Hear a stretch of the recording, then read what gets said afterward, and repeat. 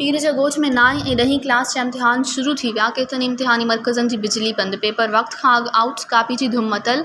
बिजली बंदि हुअण सबबि शागिर्द पेपर हल करण में परेशानियुनि खे मुंहुं ॾियण लॻा। शागिर्दनि जो चवणु आहे त शदीद गर्मी सबबि इम्तिहानी सेंटरनि जी बिजली बंदि आहे। पेपर हल करण में तकलीफ़ पेश अची रही आहे। पेपर जे टाइम बिजली जी लोड शेडिंग बंदि कई वञे।